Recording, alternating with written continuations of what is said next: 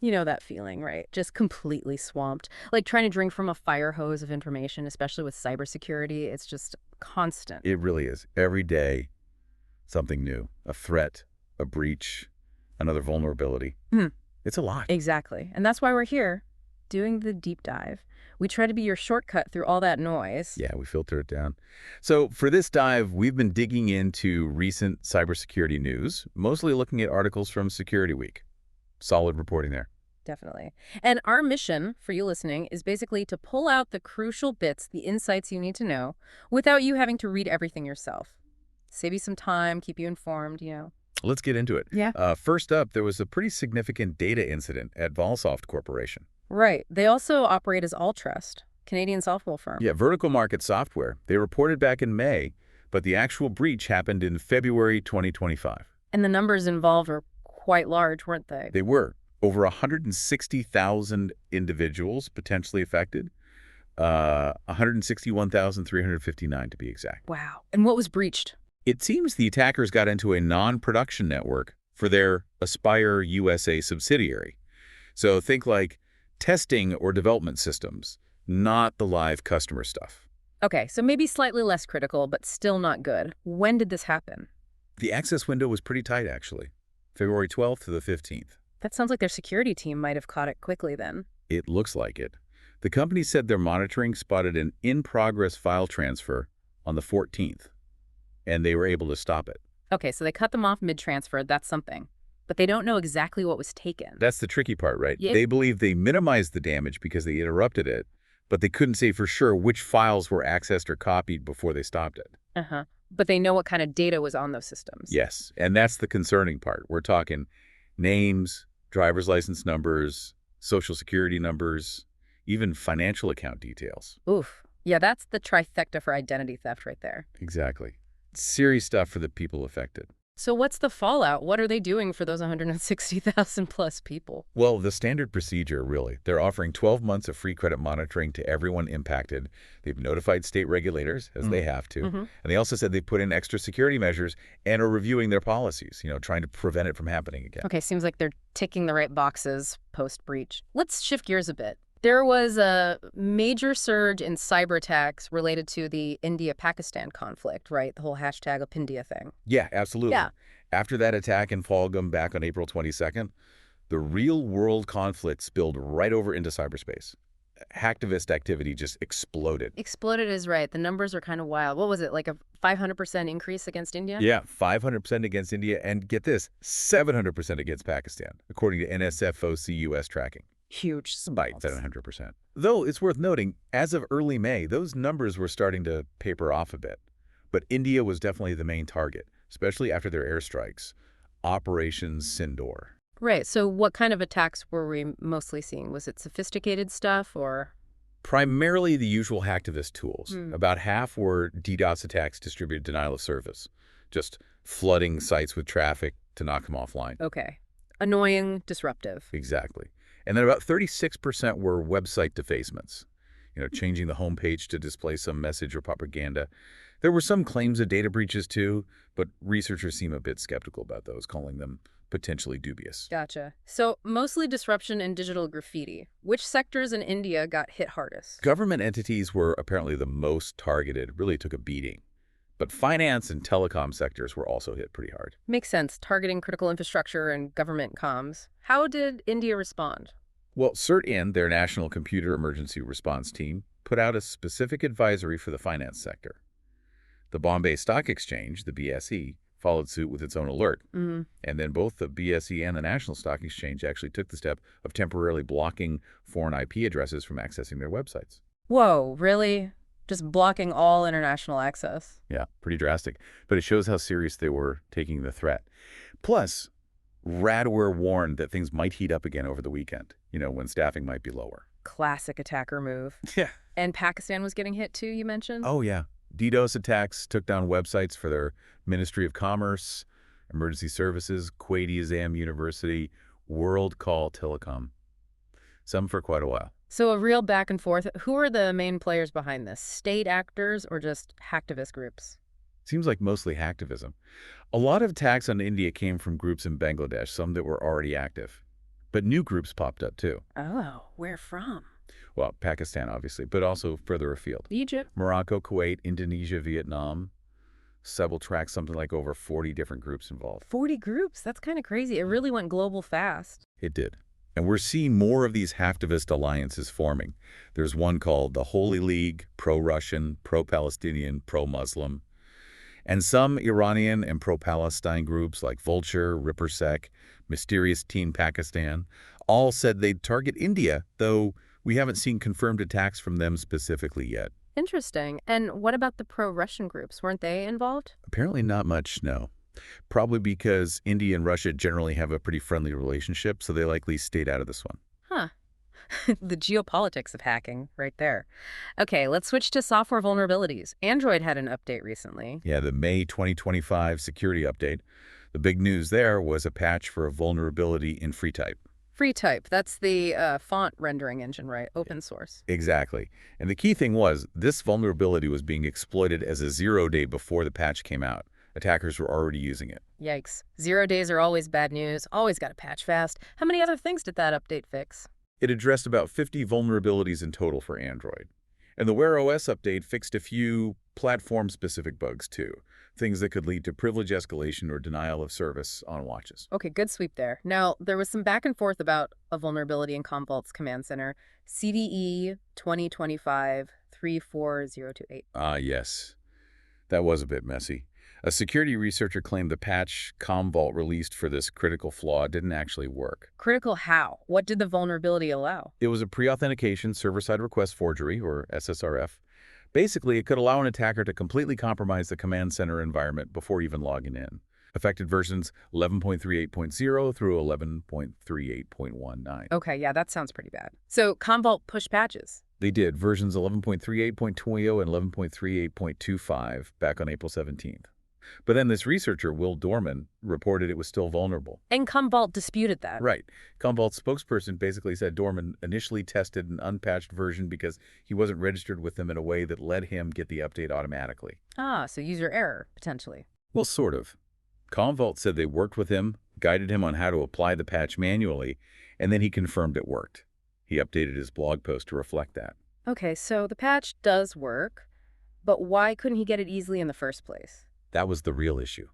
Turns out, these 11.38 updates were initially only pushed out to registered Pioneer customers. So if you deployed Commvault from, say, the Azure or AWS marketplace, your system wouldn't see the update. It would actually tell you that you were up to date, even though you weren't patched against this critical flaw. Oh, that's not good. That's really confusing for users. Definitely. Commvault has since changed things on their backend, so now all 11.38 users can get the patch via manual download. But it's a reminder that just checking the main version number isn't always enough. Right. You needed specific additional updates, too. Exactly. Specific update numbers like SP38CU20-433 or SP38CU25-434, depending on your base version. Commvault updated their advisory with instructions on how to verify you have the right updates installed. They also clarified the patch was always available for paid license holders. The main issue was for free trial users, including those from cloud marketplaces. Okay, well, good that they fixed the distribution and clarified. Now, quick mention of Insight Partners. There was a hack there. Yeah, just a brief note in the sources. Insight Partners, the VC and private equity firm, had a hack that compromised company and personal data. Not many details available in the scope or what specific data, though. Okay, one to keep an eye on. Let's zoom out a bit. Dark Reading celebrated its 19th anniversary, and their editor-in-chief, Kelly Jackson Higgins, talked about the evolution of cybersecurity at RSAC. What were the highlights? It's quite a transformation she described, from, a small niche focused on breaking windows and browsers with maybe a few dozen vendors. Yeah, I remember those days. Sort of. To this massive complex ecosystem we have now. Thousands of vendors, a much bigger focus on security awareness for everyone. Right. It's everywhere now. And the role of ethical hackers changed too. Used to be, they had to fight to get vendors to listen. Now it's more proactive, finding stuff before the bad guys do. And the targets, shifted windows, then browsers, then on-prem systems, now cloud and mobile are huge. Makes sense. But some old problems stick around, huh? Oh, absolutely. Things like password security, still a massive issue, involved in most breaches. But we also have newer challenges dominating the conversation. Cloud security, AI security, though AI isn't totally new, and identity management. True. Passwords are the evergreen problem. She also mentioned how Informa Tech Target structured its cybersecurity group. Yeah, bringing dark reading for practitioners up to CSOs, surge security, more technical deep dives, and cybersecurity dive, executive news and policy together, kind of covering all the bases. So what trends did she highlight for 2025, besides AI, which everyone talks about? 4 key things. First, application security, getting developers to write secure code from the start. Second, workforce development, that ongoing skills gap we always hear about. Still a huge issue. Third, tool management and optimization. Basically, getting more value out of the security tools companies already have instead of just buying more stuff. Rationalization, yeah. Makes sense. And finally, building a strong security culture. Yeah. Getting everyone in the organization involved and aware. All sound pretty fundamental, really. Okay, let's hit the in other news roundup. What else popped up? Okay, rapid fire here. First, Radware's Cloud WAF reportedly had vulnerabilities.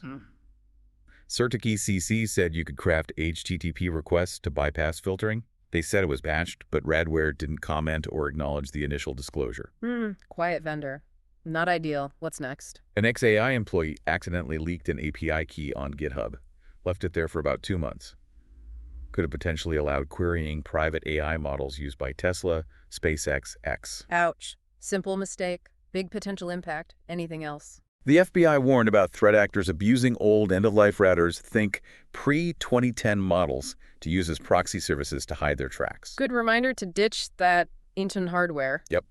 Also, Mike Waltz, former national security advisor, apparently used an insecure chat app called Telemessage that got hacked.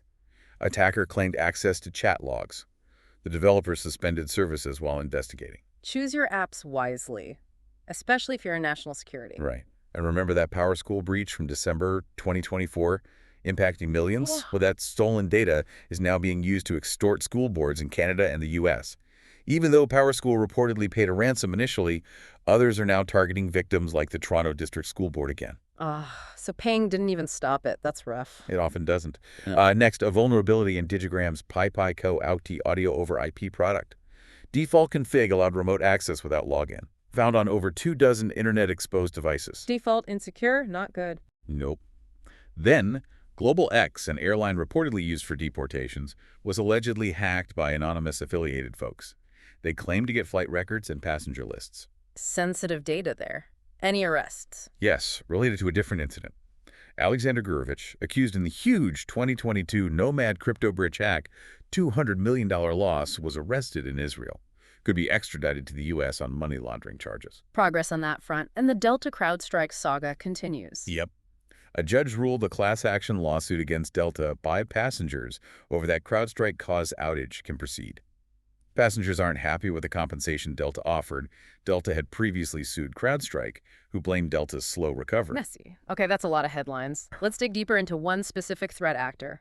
Lemon Sandstorm. Right. This is a fascinating and, frankly, worrying case. Lemon Sandstorm, also known as Fox Kitten or UNC 757, believed to be Iranian state-backed, targeted a critical national infrastructure provider in a rival Middle Eastern country. And they were inside for 2 years. 2 years inside CNI. That's terrifying. How did they get in? It started with stolen VPN credentials. Pretty standard initial access. But then, within about a week, they deployed web shells on external-facing Microsoft Exchange servers. Okay, establishing persistence quickly. Exactly. And they kept working at it for the next 20 months, adding more functionality to their back doors, deploying 5 custom attack tools, including malware called Henifnet. So they were really digging in. What was the goal? Just stealing data? Doesn't seem like it. Not primarily. The analysis suggests their main focus was maintaining long-term access, specifically to the operational technology, the OT environment. The systems controlling the actual physical processes. Precisely, which strongly suggests they were potentially preparing for a future disruptive or destructive attack. Setting the stage, basically. Fits a trend of APTs targeting CNI in the Middle East. That is chilling. Why were they so hard to get rid of? Very sophisticated operational security. They used less common DTPs, were careful about detection. Even when they got kicked out at one point, they spent months trying to get back in, first using known, but maybe not widely exploited vulns, then spearphishing using info they likely gathered while inside. Persistent and skilled. Any clues to motivation? Well, researchers found Farsi religious terms in their custom malware, which hints at ideological or geopolitical drivers, though it's not definitive proof. What saved the victim from worse damage? Any key defenses that worked? A big one was strong network segmentation between their IT and OT environments. That really hindered the attacker's ability to move laterally towards their ultimate targets in the OT space. It didn't stop the intrusion, but it slowed them down and contained the potential damage. So segmentation really matters in CNI. What are the other lessons here? The basics still count. Defend against common TTPs like lateral movement and web shells, use MFA everywhere, patch quickly, practice incident response. But that segmentation piece was crucial here. Good takeaway. Okay, let's switch to the criminals turning on each other. The LockBit ransomware admin panel got hacked. Yeah, quite the turn of events. On May 7th, one of LockBit's main admin domains got defaced. The message was basically, crime is bad, Zoxo from Prague, with a link to leaked internal data. Zoxo from Prague, that's cheeky. What was in the leak? Some really valuable stuff, potentially. Private messages between affiliates and victims, Bitcoin wallet addresses huge for law enforcement affiliate accounts, attack details, even info on their malware and infrastructure. Wow, those private messages must be gold dust for researchers. Absolutely. Searchlight Cyber found 76 user records, usernames, passwords, and 208 conversations between affiliates and victims from late 2024 to April 2025. Gave insights into their negotiation tactics, pretty aggressive in ransom demands. Some records even had TOX IDs, linking them to forum aliases. So potentially helping unmask affiliates. What else? Rapid7 pointed out the value of the Bitcoin addresses for tracking money. And that Prague mention in the defacement. Similar to a message left after the Everest ransomware group got hacked, leading to speculation about infighting among cybercriminals. Interesting.